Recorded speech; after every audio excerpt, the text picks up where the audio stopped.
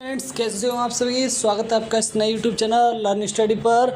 आइए हम शुरुआत करने जा रहे हैं क्लास 10 रासायनिक अभिक्रिया एवं समीकरण के मोस्ट इंपॉर्टेंट प्रश्न। आइए शुरुआत करते हैं बिना समय बर्बाद किए। यदि आपने रासायनिक अभिक्रिया एवं समीकरण का चैप्टर कंप्लीट नहीं किया है तो उसका लिंक डिस्क्रिप्शन बॉक्स में दिया गया है, आप वहां से फर्स्ट चैप्टर को कंप्लीट कर लीजिए। उसके बाद इस वीडियो को देखिए, तभी आपको बेहतर तरीके से समझ में आएगा। आइए हम शुरुआत करने जा रहे हैं मोस्ट इम्पॉर्टेंट प्रश्न। पहला प्रश्न क्या है, वायु में जलने से पहले मैग्नीशियम के फीते को साफ क्यों किया जाता है। आपने देखा होगा जो मैग्नीशियम का फीता होता है वो जलता नहीं है, लेकिन जब उसे साफ करते हैं तो वो जल जाता है। तो यही प्रश्न है कि जो मैग्नीशियम का फीता होता है उसे जलाने से पहले साफ क्यों किया जाता है। तो जो मैग्नीशियम है वो वायु में रहकर ऑक्सीजन से अभिक्रिया कर लेती है। क्या कर लेती है? जो मैग्नीशियम है वो वायु में रहकर ऑक्सीजन से क्या कर लेती है? अभिक्रिया कर लेती है। अभिक्रिया करने के बाद मैग्नीशियम ऑक्साइड का निर्माण कर देती है। तो ये एक परत का निर्माण कर देती है। तो ये परत बन गई। तो इसको साफ करने के लिए रेल पत्र का उपयोग किया जाता है। इसीलिए इसे साफ किया जाता है जलाने से पहले। जब उसे साफ करेंगे तभी वो जल जाती है। आशा करता हूँ आपको ये प्रश्न समझ में आया होगा। आइए देखते हैं दूसरा प्रश्न। निम्नलिखित रासायनिक अभिक्रिया के लिए संतुलन समीकरण लिखिए। ये आपके बोर्ड एग्जाम में 2 नंबर में पूछा जाता है। 2 समीकरण देकर, ठीक है, उसको संतुलित करना है। तो पहला क्या है, हाइड्रोजन और क्लोरीन। हाइड्रोजन का सिंबल आपको पता है H2 होता है और क्लोरीन का Cl होता है, ठीक है। तो जो उसका क्या बनेगा, हाइड्रोजन क्लोराइड बनेगा, तो HCl बनेगा, ठीक है। अब हमें क्या करना है, संतुलित करना है। तो संतुलित करने के लिए क्या करेंगे, हम दोनों ओर बराबर रहना चाहिए। तो देख रहे हैं आप H यहाँ 2 है और O भी 2 है, Cl भी 2 है। तो दोनों के आगे लगा दिया तो HCl क्या हो गया, बराबर हो गया, ठीक है। बेरिलियम क्लोराइड और एल्यूमिनियम सल्फेट। देखिए बेरिलियम है Ba और क्लोराइड है Cl, ठीक है, पहला हो गया। प्लस कर दिया एल्यूमिनियम सल्फेट। एल्यूमिनियम का जो चिन्ह है, तत्व है, उसका होता है Al, सल्फेट का SO4, ठीक है। उसके बाद है बेरिलियम सल्फेट, ठीक है।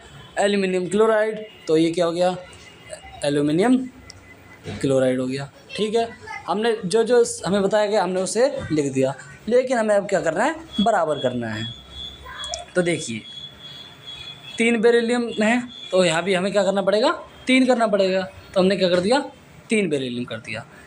अब देखिए, आप देख रहे हैं क्लोराइड 2 हैं, ठीक है, लेकिन जब 3 से गुणा हो जाएगा तो कितना हो जाएगा, बेरिलियम 6, ठीक है। तो हमें क्लोराइड कितना करना पड़ेगा, 6 करना पड़ेगा। तो देखिए 2 आगे 3 नीचे, 3 दूनी 6 कितना हो गया, क्लोरीन बराबर बेरिलियम बराबर सल्फेट बराबर। तो ये क्वेश्चन क्या हो गई, सॉल्व हो गई, ठीक है। आइए तीसरा प्रश्न करते हैं। निम्नलिखित अभिक्रियाओं के लिए उनकी अवस्थाओं के संकेतों के साथ संतुलित रासायनिक समीकरण लिखिए। ये भाई उसी प्रश्न है, उसी तरह का प्रश्न है ये, जो आपको ऊपर बताया गया है उसी तरह का ये है। उसमें आपको क्या करना है, पहले सिंबल लिखने हैं, फिर उसके बाद वो सॉलिड है, लिक्विड है या गैस है, चाहे वो द्रव है, चाहे वो गैस है, चाहे वो ठोस है, वो आपको साथ में लिखना है, ठीक है। यदि वो जलीय टाइप करेगा तो वो उसे बोलेंगे AQ। क्या बोलेंगे, AQ, ठीक है। तो आप ये कर सकते हो। चौथा प्रश्न, ये मोस्ट इंपॉर्टेंट प्रश्न है। चौथा प्रश्न ये आपके एग्जाम में 2 नंबर में पूछ लिया जाता है। देखिए, किसी पदार्थ X के विलयन का उपयोग सफेदी करने के लिए किया जाता है, ठीक है। तो पहला पॉइंट पूछा है X पदार्थ का नाम और उसका सूत्र, मतलब आप सफेदी करने के लिए कौन से पदार्थ का प्रयोग करते हैं। तो हमें तो पता है चूने का प्रयोग करते हैं, सफेदी के लिए चूने का प्रयोग करते हैं, इसका चूने का। तो उसने क्या पूछा है, पहले पॉइंट में X का नाम बताइए, मतलब आप सफेदी करने के लिए किसका प्रयोग करते हैं। तो पहला क्या आ गया, चूने का, है ना भैया। उसके बाद पूछा उसका सूत्र बताइए, तो उसका सूत्र होता है कैल्शियम ऑक्साइड, ठीक है भैया। ये 1 नंबर का पहला प्रश्न हो गया।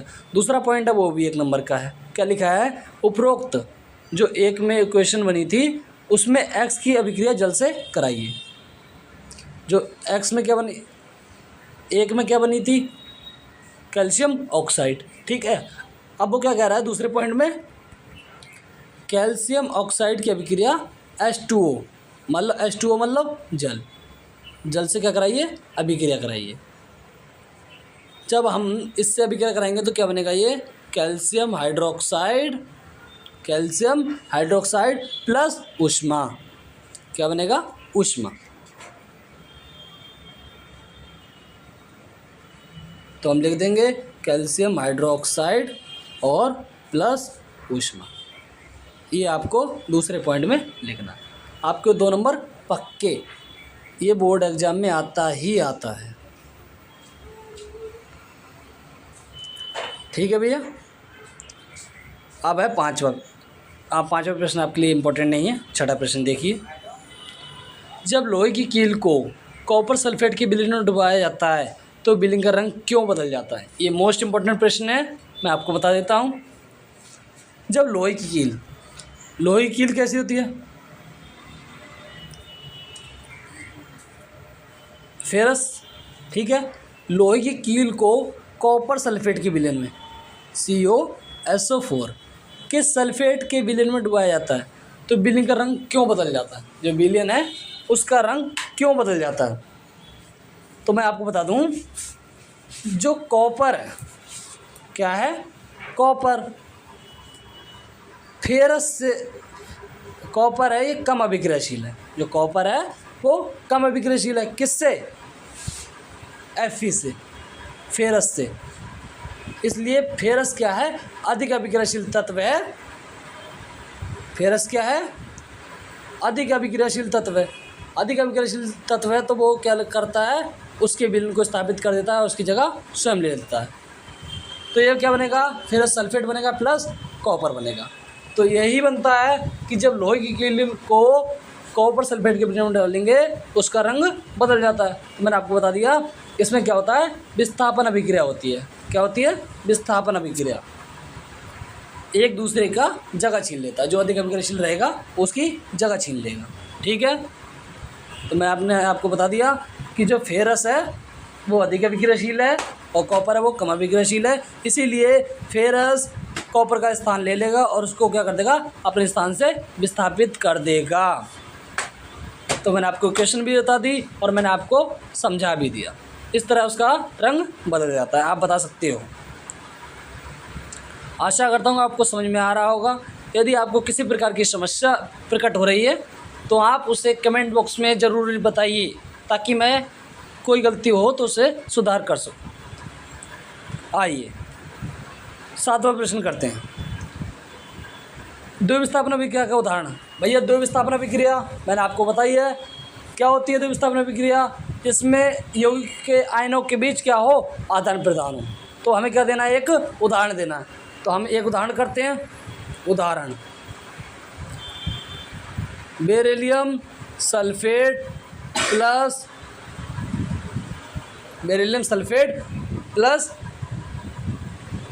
सोडियम सल्फेट, नहीं, देखिए मैं आपको इसका एग्जांपल बता देता हूँ। सिल्वर नाइट्रेट और सोडियम ब्रोमीन, ठीक है, ये इसका एग्जांपल है। अब आप इसको बनाएंगे कैसे, देखिए आपको बनाना है, इसको A मान लेना है, इसको B मान लेना है, इसको C मान लेना है और इसको D मान लेना है। तो A को आप किससे मिलाएंगे, D से मिलाएंगे। A को आप किससे मिलाएंगे, D से मिलाएंगे। तो पहला हो गया A G और B R, लेकिन और दूसरा रहेगा वो क्या, आप क्या करेंगे, C को B से मिला देंगे, C को B से मिला देंगे। तो ये क्या हो जाएगा, सोडियम नाइट्रेट। क्या हो जाएगा, सोडियम नाइट्रेट। ये ट्रिक है द्विविस्थापन अभिक्रिया की, AB plus C plus D। तो देखिए इसमें क्या बनेगा, A को आप किससे मिलाएंगे, D से, तो बनेगा AD प्लस C को किससे मिलाएंगे, B से। इस प्रकार का अगर यदि आपको कोई एग्जांपल दिया है तो आप इस प्रकार कर सकते हो, AB प्लस CD बराबर AD प्लस CB। ये द्विविस्थापन अभिक्रिया की ट्रिक है।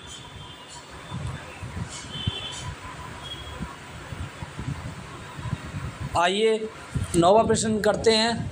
मोस्ट इम्पॉर्टेंट प्रश्न है, ये एग्जाम में पूछ लिया जाता है, बोर्ड एग्जाम में।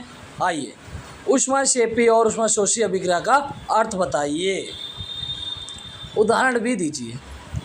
ऊष्माक्षेपी और ऊष्माशोषी अभिक्रिया क्या होती है भैया, मैं आपको क्लियर कर दूं। ऊष्माशोषी होती है जो ऊष्मा का अवशोषण करती है। क्या करती है? ऊष्मा का अवशोषण करती है। तो कहेंगे ऊष्माशोषी अभिक्रिया, जो ऊष्मा को सोख लेगा। क्या कर लेगा? सोख लेगा या अवशोषण कर लेगा, तो उसे क्या कहेंगे? ऊष्माशोषी अभिक्रिया कहेंगे।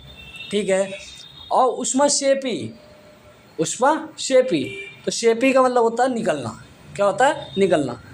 तो इसकी परिभाषा क्या होगी? उत्पाद के निर्माण के साथ साथ ऊष्मा का भी उत्सर्जन होता है, तो उसे क्या कहेंगे? ऊष्माक्षेपी अभिक्रिया कहेंगे। आशा करता हूँ आपको समझ में आया होगा ऊष्माक्षेपी और ऊष्माशोषी। ठीक है। इसी तरह की वीडियो देखने के लिए चैनल को सब्सक्राइब अवश्य कर लीजिए।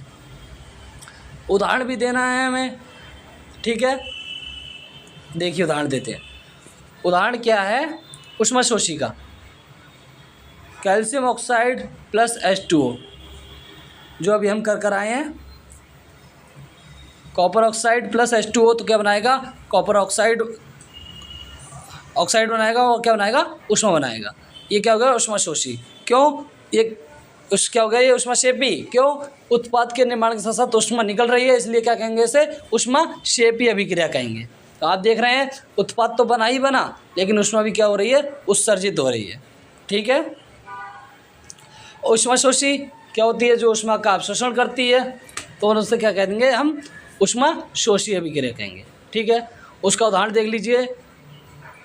कैल्शियम सल्फेट, कैल्शियम कार्बोनेट, कौन सा एग्जाम्पल है? कैल्शियम कार्बोनेट प्लस ऊष्मा। ऊष्मा देंगे तभी तो अवशोषण करेगी, इसलिए उसे ऊष्माशोषी अभिक्रिया कहते हैं। तो ये कैल्शियम कार्बोनेट को क्या कर देता है? विखंडित कर देता है, तोड़ देता है। तो क्या बना दिया इसने? Calcium oxide plus CO2। ये मोस्ट इम्पॉर्टेंट प्रश्न है भैया, आप इसे ज़रूर याद कर लीजिए। ये आपके एग्जाम में 3 नंबर में आता है। ऊष्माशोषी और ऊष्माक्षेपी अभिक्रिया का अर्थ बताइए और उदाहरण भी दीजिए। यदि आपको वीडियो पसंद आई है तो चैनल को सब्सक्राइब कर लीजिए और एक लाइक और कीजिए, क्योंकि हमारा इससे क्या होता है? मोटिवेशन बनता है हम वीडियो बनाने के लिए। ठीक है। 10वां प्रश्न मोस्ट इम्पॉर्टेंट प्रश्न है भैया। ये शोषण को ऊष्माक्षेपी अभिक्रिया कहते हैं, वर्णन कीजिए। मैंने अभी आपको ऊष्माक्षेपी का अर्थ बता दिया है। ठीक है। तो आप बता सकते हैं शोषण को ऊष्माक्षेपी अभिक्रिया क्यों कहते हैं? क्योंकि उत्पाद के निर्माण के साथ साथ ऊष्मा का भी उत्सर्जन होता है, इसलिए ऊष्माक्षेपी अभिक्रिया कहते हैं। लेकिन शोषण को भी क्यों कहते हैं? क्यों? जब हम ग्लूकोज का सूत्र क्या होता है? 6 कार्बन, 12 हाइड्रोजन और 6 ऑक्सीजन। ठीक है। ये होता है ग्लूकोज। जब ग्लूकोज हम ग्रहण करते हैं, क्या करते हैं? ग्रहण करते हैं, तो हमें क्या मिलती है? ऊर्जा मिलती है। ठीक है। क्या मिलती है हमें? ऊर्जा मिलती है।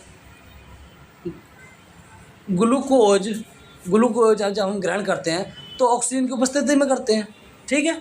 जब हम उपस्थिति में करते हैं तो हम क्या क्या छोड़ते हैं? कार्बन डाइऑक्साइड छोड़ते हैं, जल छोड़ते हैं, थोड़ी बूंदें आती हैं ना, आपने देखा होगा जब आप सांस छोड़ते हैं तो थोड़ी सी बूंदें सी निकलती है। ठीक है। और क्या निकलती है? ऊष्मा मतलब हीट। जब आप देखेंगे तो क्या निकलेगी? जब आप सांस छोड़ेंगे और हाथ लगाकर देखेंगे तो वो कैसी होगी? गर्म होगी। कैसी होगी? गर्म होगी।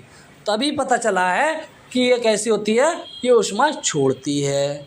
तो आप बता सकते हो ऊष्मा को ऊष्माक्षेपी अभिक्रिया कहते हैं। और क्यों कहते हैं? क्योंकि ग्लूकोज ऑक्सीजन के साथ अभिक्रिया कर कार्बन डाइऑक्साइड, जल और ऊष्मा का उत्सर्जन करता है, इसीलिए शोषण को ऊष्माक्षेपी अभिक्रिया कहते हैं। ठीक है भैया। आइए करते हैं 11वां प्रश्न। मोस्ट इम्पॉर्टेंट प्रश्न है। वियोजन अभिक्रिया को संयोजन अभिक्रिया के विपरीत क्यों माना जाता है? इन अभिक्रियाओं के लिए समीकरण लिखिए। ये 3 नंबर में आता है आपके एग्जाम में, बोर्ड एग्जाम की दृष्टि से 3 मार्क्स में पूछा जाता है। कैसे पूछा जाता है?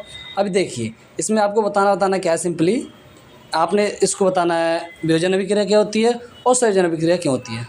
और इसके विपरीत क्यों माना गया, उल्टा क्यों माना गया है, और एक एक उदाहरण देते हैं। आइए, वियोजन अभिक्रिया में एक अपक्रम अब विघटित होकर दो या दो से अधिक उत्पाद बनाता है। जो वियोजन अभिक्रिया होती है उसमें एक उत्पाद विघटित होकर मतलब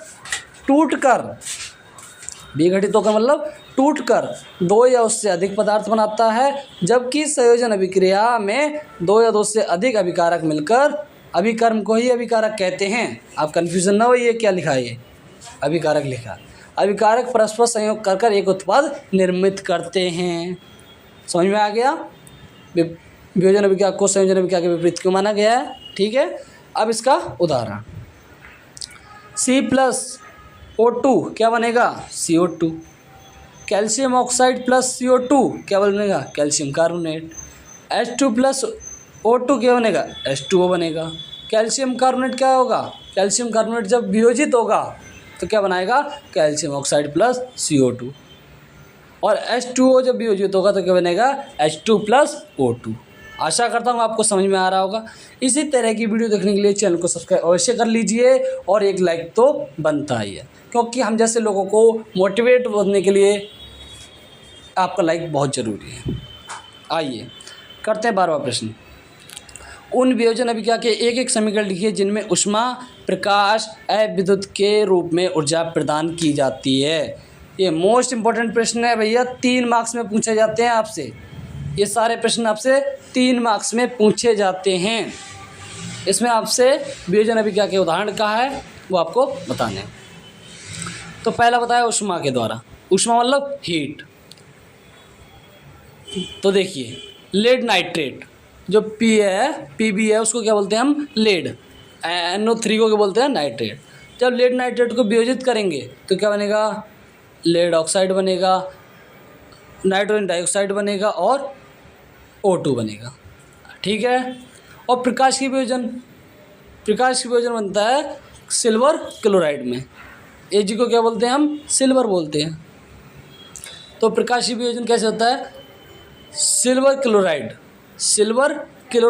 विघटित होकर क्या बनाता है, Ag+Cl। ठीक है। और विद्युतीय वियोजन मतलब बिजली के द्वारा होने वाला वियोजन। तो इसका उदाहरण है NaCl। जब ये विघटित होगा तो Na एक तरफ और Cl एक तरफ, दोनों हो जाएगा। ठीक है। तो यही होता है वियोजन का मतलब, होता है टूटना। और प्रकाश के द्वारा भी टूटते हैं और ऊष्मा के द्वारा भी और विद्युत के द्वारा भी वियोजन का होता है। आपको उदाहरण बता दिए हैं। आइए करते हैं आगे का प्रश्न। विस्थापन और द्विविस्थापन अभिक्रिया में अंतर क्या है, इन अभिक्रियाओं के समीकरण लिखिए। आइए, विस्थापन अभिक्रिया में एक तत्व दूसरे तत्व को उसके लवण से विलयन से विस्थापित कर देता है। विस्थापन अभिक्रिया में क्या होता है, एक तत्व दूसरे तत्व को उसके स्थान से हटा देता है और उसका स्थान स्वयं ले लेता है। लेकिन जो द्विविस्थापन अभिक्रिया है उसमें क्या होता है, दो यौगिकों के बीच आयनों का क्या होता है, आदान प्रदान होता है। इसके उदाहरण ये दिए गए हैं। ये देखिए, zinc plus copper sulphate. Zinc copper से अधिक अभिक्रियाशील है, इसलिए वह उसका स्थान ले लेगा। क्या बना देगा, जिंक सल्फेट बना देगा और कॉपर को हटा देगा। लेकिन जो द्विविस्थापन अभिक्रिया का उदाहरण है उसमें क्या होता है, यौगिकों के बीच आयनों का आदान प्रदान होता है। क्या होता है, आदान प्रदान। तो इसका देखिए, द्विविस्थापन अभिक्रिया की मैं एक ट्रिक बता रहा हूँ, आप इसे नोट कर लीजिए। एक एलिमेंट को आप A नाम मान लीजिए, दूसरे एलिमेंट को B, तीसरे को C और चौथे को D। जितने एलिमेंट हैं द्विविस्थापन अभिक्रिया में 4 एलिमेंट होते हैं, वो आपको कर लेने हैं। ध्यान रखना, A को D से मिला दो आप, दूसरा C को B से मिला दो, प्लस C को B से। यही फॉर्मूला, यही ट्रिक हर द्विविस्थापन अभिक्रिया में काम आती है। आप यहीं देख लो, A को मिलाया D से, तो पहले A माना इसको, D माना इसको, तो क्या बन गया, ये बेरिलियम सल्फेट। देखिए बेरिलियम सल्फेट ये हो गया। दूसरा क्या बताया, C+B, तो देखिए C ये हो गया, C ये हो गया और B ये हो गया। तो क्या बन गया ये NaCl। ये देखो NaCl। ये ट्रिक हर जगह काम करती है। तो विस्थापन अभिक्रिया में AB+CD जो सूत्र बनता है वो बनता है AD+CB। आप इसे कहीं भी आजमा सकते हो द्वि विस्थापन अभिक्रिया के अंदर। आशा करता हूँ आपको समझ में आ रहा होगा। 14वां प्रश्न, सिल्वर के शोधन में सिल्वर नाइट्रेट के विलयन में सिल्वर प्राप्त करने के लिए कॉपर धातु द्वारा विस्थापन किया जाता है। इस प्रक्रिया के लिए अभिक्रिया लिखिए। जो प्रक्रिया होती है उसका एक क्या लिखिए, समीकरण लिखिए, इक्वेशन लिखिए। तो देखिए, जो सिल्वर होती है उसको संशोधित करने के लिए, मतलब शुद्ध प्राप्त करने के लिए क्या करते हैं, कॉपर प्लस सिल्वर नाइट्रेट, कौन सा नाइट्रेट, सिल्वर नाइट्रेट। तो आप देख रहे हैं इसमें क्या हो रहा है, द्विविस्थापन अभिक्रिया का लग रही है इसमें। क्यों, कॉपर सिल्वर से अधिक अभिक्रियाशील है, तो कॉपर सिल्वर की जगह ले लेगा और सिल्वर को उसके स्थान से विस्थापित कर देगा। देख रहे हो आप, ये देखिए एग्जाम्पल यही है कि कॉपर अलग हो गया और सिल्वर अलग हो गया और कॉपर ने सिल्वर की जगह ले ली। ठीक है भैया। 15वां प्रश्न, अपक्षेपण अभिक्रिया से आप क्या समझते हो। अपक्षेप वही अभिक्रिया होती है जो द्विविस्थापन अभिक्रिया में एक ठोस अपक्षेप पदार्थ का निर्माण हो जाता है, उसे अपक्षेपण अभिक्रिया कहते हैं। ठीक है भैया। देखिए, अब आता है 16वां प्रश्न, ऑक्सीजन के संयोग या ह्रास के पार निम्न पदों की व्याख्या कीजिए, प्रत्येक के 2 उदाहरण दीजिए। पहला है उपचयन, दूसरा है अपचयन। तो मैं आपको बता दूं इनकी परिभाषा पहले। उपचयन वह होता है जिसमें ऑक्सीजन की वृद्धि हो। उप मतलब जुड़ना। उपचयन होगा उसमें ऑक्सीजन की क्या हो जाएगी, वृद्धि हो जाएगी। क्या हो जाएगी, ऑक्सीजन की वृद्धि हो जाएगी। उपचयन या ऑक्सीकरण कहलाता है। उपचयन का दूसरा नाम है ऑक्सीकरण। क्या नाम है, ऑक्सीकरण। ठीक है। इसका एक उदाहरण सोडियम प्लस ऑक्सीजन, तो क्या बनाएगा, सिल्वर ऑक्साइड प्लस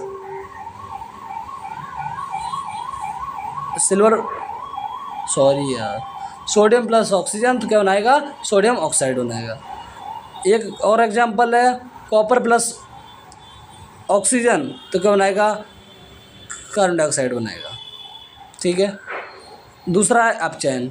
अपचयन क्या होता है, वह अभिक्रिया जिसमें किसी पदार्थ से ऑक्सीजन का कमी होती है। अपचयन में क्या होता था, ऑक्सीजन जुड़ती थी, लेकिन जो अपचयन होता है उसमें ऑक्सीजन घट जाता है, उसे क्या कहेंगे हम, अपचयन कहेंगे, जिसमें ऑक्सीजन की कमी हो जाएगी। इसका उदाहरण दिया गया, आप देख सकते हो। ये देखिए उदाहरण ए पर। अब करते हैं हम 18वां प्रश्न, लोहे की वस्तु को हम पेंट क्यों करते हैं। ये साधारण सा प्रश्न है, आप जानते ही होंगे। लोहे की वस्तु को हम पेंट क्यों करते हैं। लोहे की वस्तु है, यदि मान लीजिए आपका गेट है, तो आप उस पर पेंट नहीं करेंगे तो वो जंग लग जाएगा, संक्षारित हो जाएगा, वो गल जाएगा, जल्दी नष्ट हो जाएगा, समाप्त हो जाएगा। तो इसीलिए उस पर पेंट करते हैं। मैं आपको विस्तार से बता देता हूँ।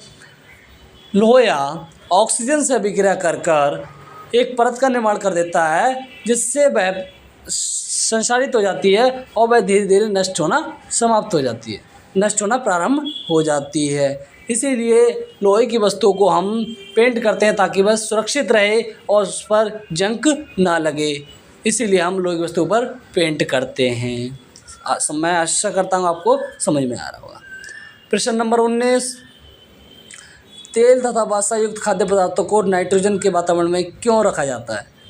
आपने देखा होगा, जो आप चिप्स खाते हैं तो उसमें कौन सी गैस भरी होती है, नाइट्रोजन गैस। कौन सी गैस, नाइट्रोजन गैस। वो क्यों भरी होती है, आप कहते हैं कि उसमें ये बताने के लिए कि चिप्स इसमें ज़्यादा हैं लेकिन होते कम है। ऐसा कुछ नहीं। जो नाइट्रोजन गैस है वो इसलिए भरी जाती है ताकि वह ख़राब ना हो जाए। क्या ना हो जाए, ख़राब ना हो जाएं। क्यों? क्योंकि उनमें तेल पड़ा होता है, वसा पड़ी होती है। जब वो ऑक्सीजन मतलब वायु से अभिक्रिया करेंगे तो उनके स्वाद और रंग में परिवर्तन आ जाएगा। इसीलिए उन्हें बचाने के लिए चिप्स के पैकेट में नाइट्रोजन गैस भरी जाती है। मैं आशा करता हूँ आपको समझ में आया होगा। आइए,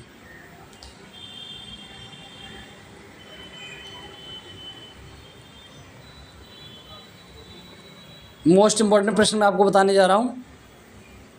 देखिए, आपसे 3 नंबर में पूछे जाते हैं अभिकारक और अभिकथन, कथन और कारण। ठीक है, वो मैं आपको बताने जा रहा हूँ इस वीडियो में। देखिए, इसको अच्छे से समझ लीजिए। आपके एग्जाम में 3 नंबर में आता है।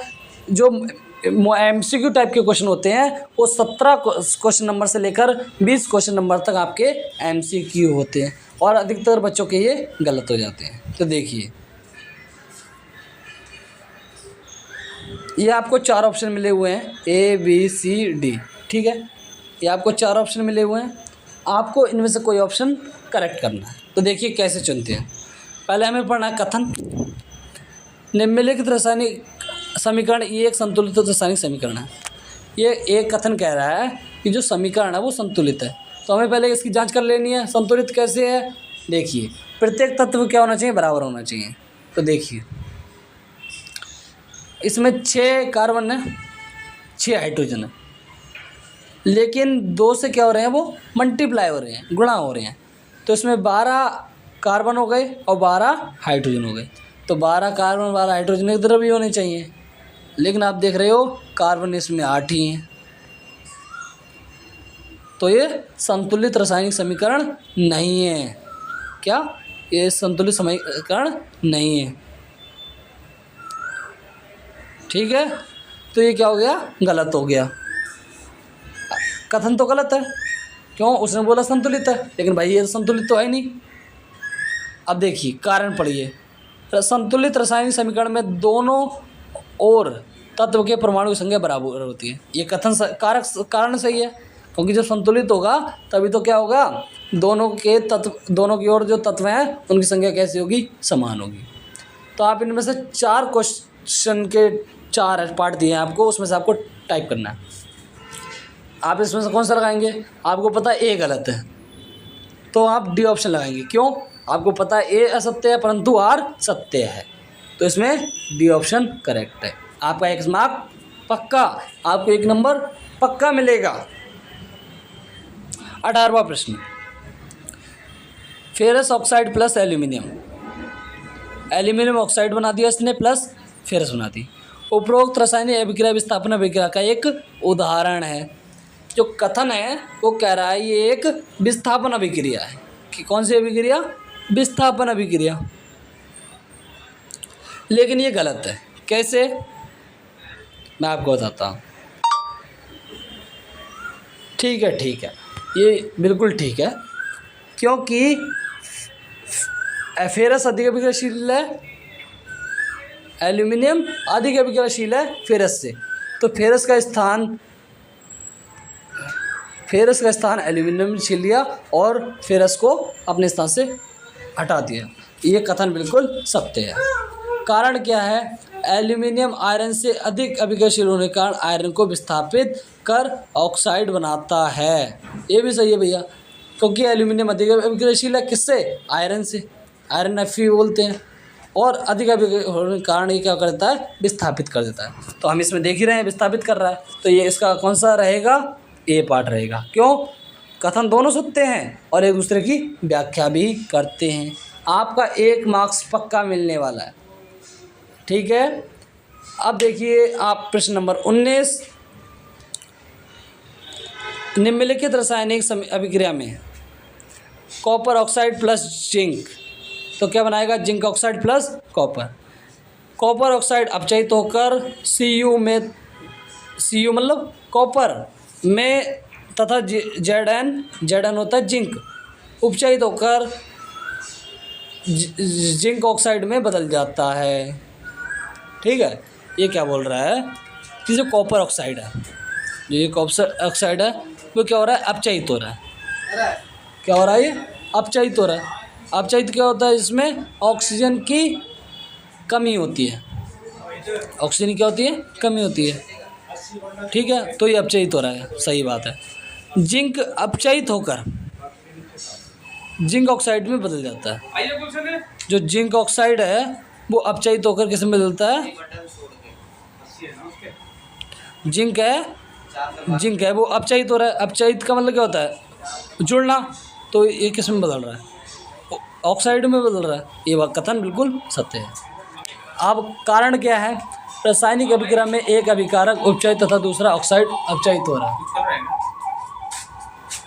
इन अभिक्रियाओं में अपचयन और उपचयन अभिक्रिया कहते हैं, सही बात है। ये बिल्कुल कथन सत्य है कि अपचयन और उपचयन दोनों हो रहा है, इसीलिए एक इसका कौन सा पार्ट सही रहना चाहिए, ए पार्ट सही रहना चाहिए। क्यों, क्योंकि अपचयन उपचयन अभिक्रिया मैंने आपको विस्तार से समझाया था। उपचयन होती है जिसमें ऑक्सीजन की वृद्धि होती है, और जो अपचयन होता है उसमें ऑक्सीजन की कमी होती है। क्या होती है, ऑक्सीजन की कमी होती है। आशा करता हूँ आपको समझ में आया होगा। इसी तरह की वीडियो देखने के लिए चैनल को सब्सक्राइब अवश्य कर लीजिए और अपने दोस्तों को भेजना ना भूलिए। Thank you for watching.